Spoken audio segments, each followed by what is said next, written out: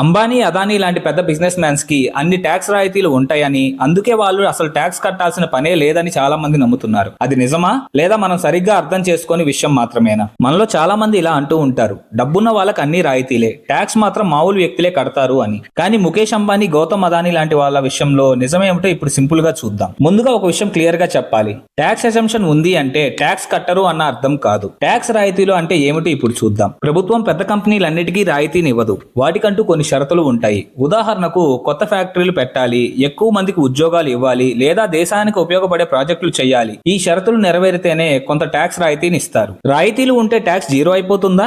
చాలా మందికి ఉన్న అపోహ ఇదే. కానీ ఇది నిజం కాదు. వేల కోట్ల లాభాలు వచ్చే కంపెనీలు ట్యాక్స్ లేకుండా ఉండవు. రాయితీలు ఉన్నప్పటికీ ఆ కంపెనీలు వందల కోట్ల ట్యాక్స్ ను తప్పకుండా కడతాయి. రాయితీలు ట్యాక్స్ మొత్తాన్ని కొంచెం తగ్గిస్తాయి తప్ప ట్యాక్స్ ను పూర్తిగా తీసేయవు. మరి వాళ్ళు తక్కువ ట్యాక్స్ కడతారు అని మనకు ఎందుకు అనిపిస్తుంది? ఎందుకంటే మనం ఎక్కువగా చూసేది వాళ్ళ పర్సనల్ ట్యాక్స్ గురించే. కానీ వాళ్ళ కంపెనీలు కూడా సపరేట్ గా ట్యాక్స్ కడతాయి. అందులో కార్పొరేట్ ట్యాక్స్ ఉంటుంది, జిఎస్టీ ఉంటుంది, కస్టమర్ డ్యూటీ ఉంటుంది, ఇతర ఇండైరెక్ట్ ట్యాక్సులు కూడా ఉంటాయి. ఇవన్నీ కలిపే వాళ్ళు ప్రభుత్వానికి చెల్లించే ట్యాక్స్ చాలా పెద్ద మొత్తం అవుతుంది. ప్రభుత్వం రాయితీలు ఎందుకు ఇస్తుంది అంటే ఒకే కారణం, దేశానికి పెట్టుబడులు రావాలి, ఉద్యోగాలు పెరగాలి, కొత్త పరిశ్రమలు రావాలి. ఇవి జరగాలంటే కొంత ట్యాక్స్ రాయితీ ఇవ్వడం ప్రభుత్వానికి లాభమే. ఇప్పుడు విషయం స్పష్టంగా అర్థమైంది కదా. రాయితీలు ఉన్నాయి కాబట్టి వాళ్ళు ట్యాక్స్ కట్టరు అనేది తప్పు. రాయితీలు ఉన్న పెద్ద కంపెనీలు భారీ మొత్తంలో ట్యాక్సులు కడతాయి. రాయితీలు ట్యాక్స్ తగ్గిస్తాయి కానీ ట్యాక్స్ ను మాయం చేయవు. ఈ విషయం మీకు ఉపయోగపడితే ఈ వీడియోకి ఒక లైక్ చేయండి. అలాగే మీకు తెలిసిన వాళ్ళకి షేర్ చేయండి. మన why not talk channel follow అవడం మాత్రం మర్చిపోవద్దు. Thank you for watching.